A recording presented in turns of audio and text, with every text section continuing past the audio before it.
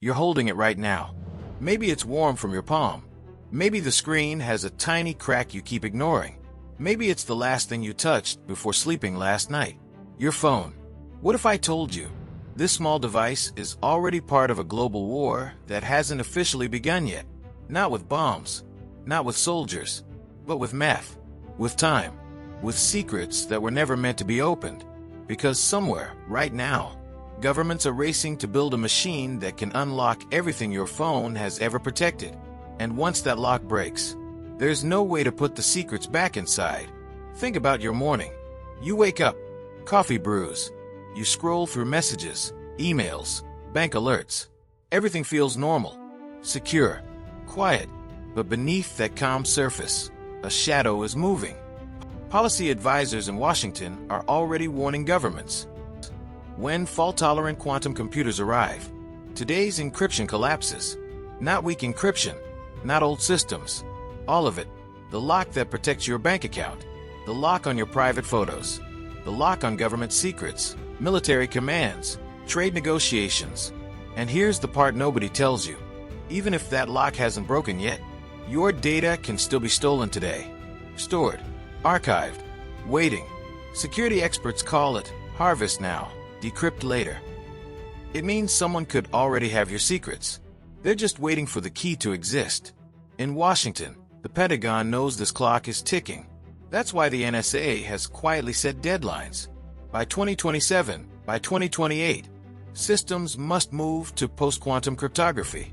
Because once quantum machines mature, RSA and DCC, the math protecting the internet, won't slow them down for years. They'll fall in hours. MITRE warns that the impact won't be theoretical. It will be devastating. And the fallout won't start with missiles. It will start with banks. Picture this.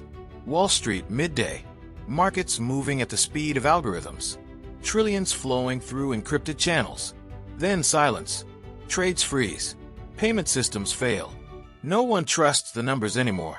Shor's algorithm, running on quantum hardware, has cracked the cryptography behind global finance. If one nation can see another nation's trades before they happen, that's not economics. That's economic warfare. And while governments argue in closed rooms, you're standing in a grocery store, watching your payment app spin endlessly. Declined. Retry. Declined. Who do you blame when the math breaks? Now move deeper into the shadows. This isn't just about money. It's about intelligence. Quantum systems don't just break codes. They see patterns humans never could. MITRE describes quantum-enhanced AI learning from tiny fragments of data, predicting threats, anticipating moves. Your phone's location data, your smartwatch, your fitness app, alone meaningless. Together fuel. Fuel for systems that can predict troop movements, civil unrest, even individual behavior. NATO already demands quantum-ready intelligence systems, because whoever masters this first doesn't just know what's happening. They know what's coming next. But here's the trade-off no one escapes. To gain protection, privacy must be surrendered. So the question quietly shifts. How much of yourself are you willing to give up to feel safe? On the battlefield, the transformation is even more brutal. Quantum-designed materials create armor that behaves unnaturally. Quantum simulations guide hypersonic weapons with impossible precision. Quantum AI drones decide, coordinate, and strike without waiting for humans. Washington-owned policy papers call this a military hardware revolution. And the chilling part? The chips that make this possible are cousins of the ones inside your phone. The same innovation that makes your apps smarter is teaching machines how to fight faster than humans can react. Defense contractors whisper comparisons to the Manhattan Project. Only this time, the explosion isn't loud. It's silent, invisible, and everywhere at once. Now return to the threat nobody can undo. Harvest now, decrypt later. Cybersecurity experts have been warning for years, but the urgency is peaking. Encrypted data doesn't expire. Your messages from 10 years ago, your medical records, your voting history, your intellectual property, all of it can be stolen today and unlocked years from now. The NSA calls the future impact catastrophic. NIST is racing to finalize new standards. Governments are scrambling to migrate systems. But migration is slow, and quantum progress is not. So ask yourself, what happens if one nation reaches cryptographically relevant quantum computers first? Zoom out.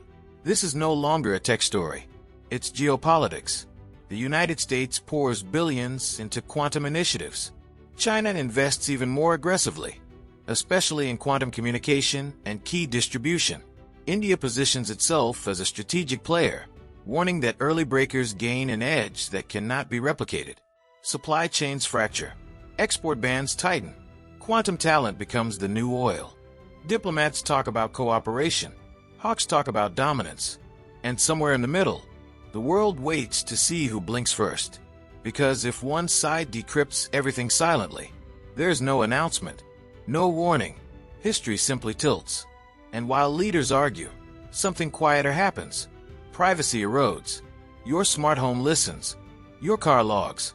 Your fridge connects. Quantum sensing advances promise the ability to see through walls, to infer behavior without direct observation. MITRE advises constant monitoring. Parents worry. Technologists shrug. Users complain when security updates slow their phones. And the line between safety and surveillance blurs, until no one remembers where it used to be. When does protection become control? Now look at the clock. 2026, post-quantum standards finalize.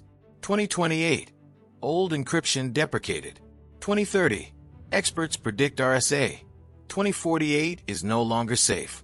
Pentagon officials say progress is faster than the Manhattan Project, faster than expected, faster than planned, and data stolen today remains trapped in time, waiting for the moment the lock finally gives way.